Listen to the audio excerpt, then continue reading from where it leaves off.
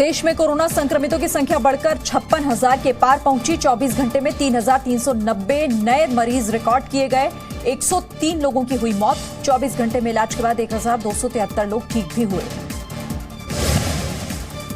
देश में कोरोना से ठीक होने वालों की संख्या भी बढ़कर 16,540 हुई। साथ ही अब तक कोरोना संक्रमण से 1,886 लोगों की हो चुकी है मौत।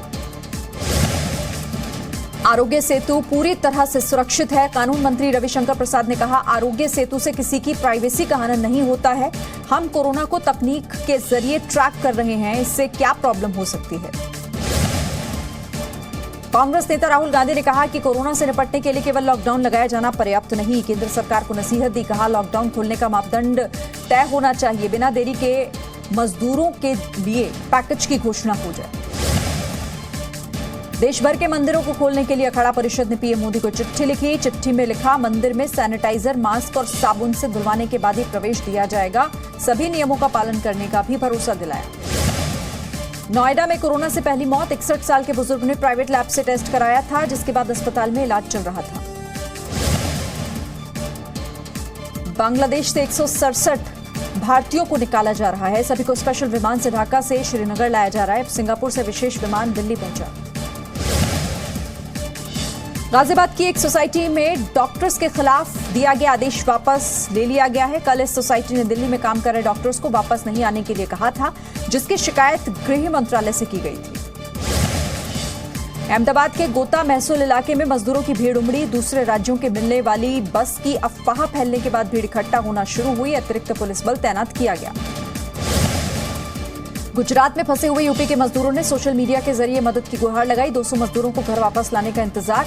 मजदूरों के लिए पेट भरना मुश्किल, ट्रेन का इंतजाम करने की अपील। दिल्ली में शराब खरीदने के लिए ऑनलाइन टोकन के बावजूद शराब की दुकानों पर भीड़ कम नहीं हो रही। दिल्ली के गोल मार्केट की शराब की दुकान पर भीड़ को काबू करने के लिए पुलिस को मशक्कत करनी पड़ी।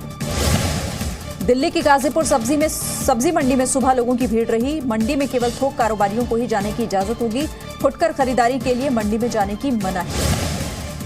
छत्तीसगढ़ के बिलासपुर में अनोखे तरीके से शराब बिक्री का विरोध किया गया। शराब लेने पहुंचे लोगों पर फूल बरसाए गए। संक्रमण से बचने की नसीहत दी। मध्य प्रदेश के इंदौर में 28 नए कोरोना पॉजिटिव केस रिकॉर्ड किए गए हैं। इंदौर में अब तक कुल 1,723 केस रजिस्टर किए गए। इंदौर में भी अब तक 86 लोगों की हो चुकी है मौत। मध्य प्रदेश में रतलाम के कंटेनमेंट एरिया में एसआई के साथ मारपीट की गई। एसआई ने भीड़ लगाए जाने पर घर जाने के लिए लोगों को कहा, तो लोगों ने उनके साथ मारपीट की। 7 लोग गिरफ्तार हुए। गुरुवार की शाम उदयपुर से बिहार के 1,174 मजदूरों को लेकर श्रमिक स्पेशल ट्रेन बिहार के हाजीपुर स्टेशन पहुंची।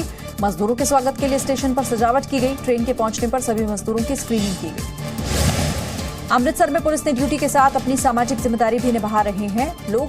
आर्थिक तौर पर कमजोर परिवारों के बच्चों को स्कूल की किताबें और कॉपियां बांटी। राजस्थान के बांसवाड़ा में फंसे हुए बिहार और यूपी के युवकों का घर वापस जाने की इजाजत न मिलने के बाद हंगामा। कलेक्ट्रेट जाकर नाराजगी जाहिर की। No signal, no worry. Presenting Z News app with live TV, latest updates and expert opinion. Available on Google Play and App Store. Download it now.